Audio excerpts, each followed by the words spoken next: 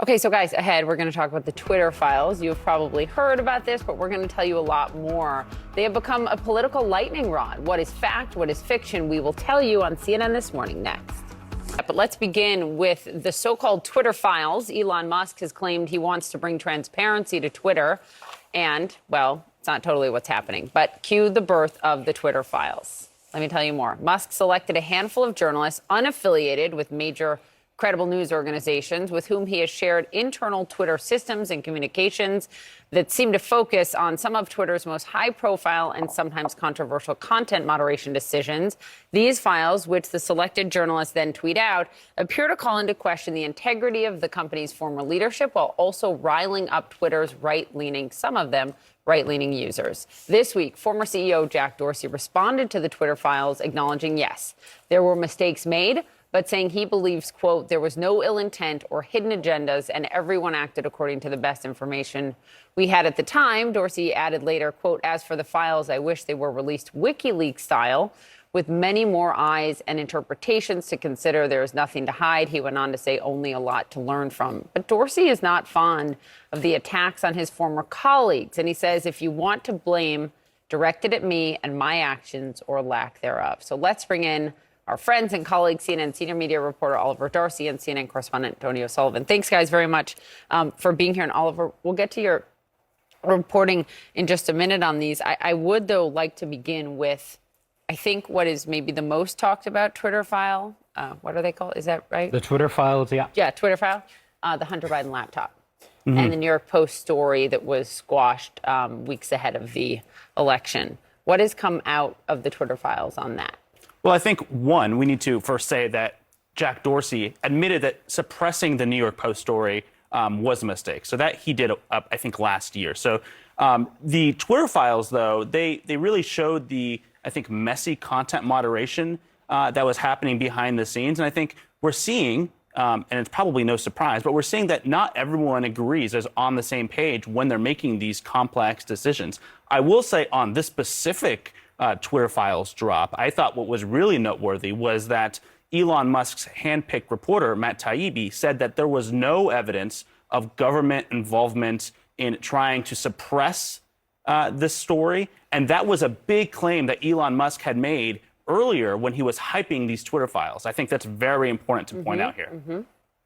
And part of this, I think, also is not just the story, it's the way it's being covered. That is so much of this conversation. And you wrote in your newsletter the other night saying that the reason most news organizations aren't up in arms, that it's not leading every hour on CNN This Morning, is because the releases have largely not contained any revelatory information. You weren't the only one who said that, though. Gerard Baker, who is the conservative former top editor of the Journal, said they don't tell us anything new. There's not any kind of shocking revelation about censorship or anything like that. Yeah, but it's still important to talk about it, right? Yeah, I mean, I think if you're nerds like us and you're really paying attention over the past few years to a lot of this stuff, you remember in 2016 and when we learned about the Russian trolls and the influence campaigns and the hacking and everything like that, people were up in arms. People were blaming Silicon Valley. So they all tried to get their act together in 2018, 2019, 2020.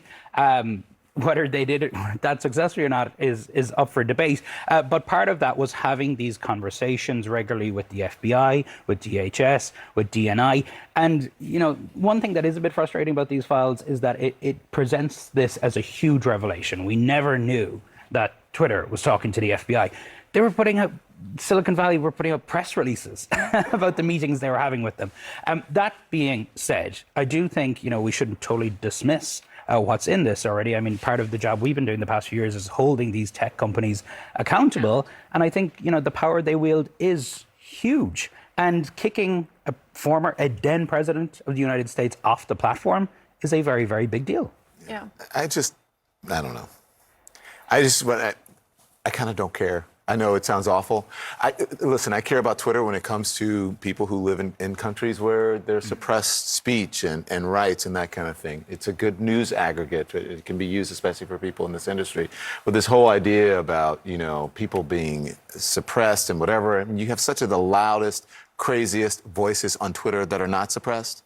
When you see, Donald Trump Jr. tweeting a hammer and underwear about someone who could have been killed, I just go, stop.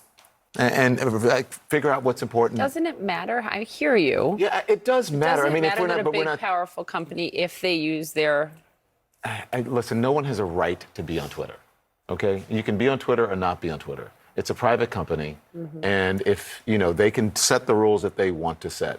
I just feel like, especially this whole Hunter Biden thing, it's like a Rorschach test for political, like what you believe politically. So for me, it doesn't interest me in that way. But that's me I'm selfish. It is a private company. And look, the First Amendment does not, private companies are allowed to do what they want. This is part of the whole debate. The state free speech debate over Yes, this. but I think free speech is about government. That's exactly about, no, it's not about 100%. So Right, it doesn't apply right, to that's what I'm Twitter. saying. But I think, I think people in Silicon Valley, many of them are libertarians. I think many of us in the media would like to think that the spirit of the First Amendment would apply to this platform because it has such a pivotal role as a town square, and it has such a pivotal role in political discourse, whether we like it or not. So I do think that it is quite important there. And remember, by the way, when Trump got kicked off the platform in those days after January 6th, and lots of people were calling for that to happen. People were saying, Twitter, what are you doing here?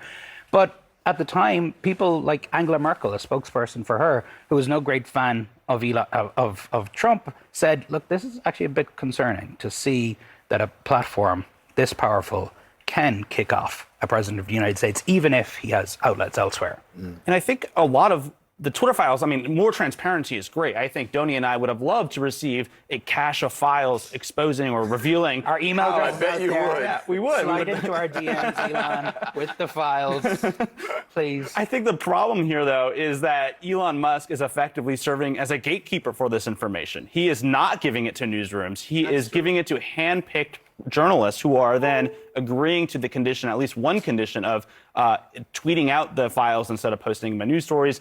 So I think That's not the spirit of free speech. No, and, it's okay. and that's, But even more that's sort of so- an issue here. It's the jet.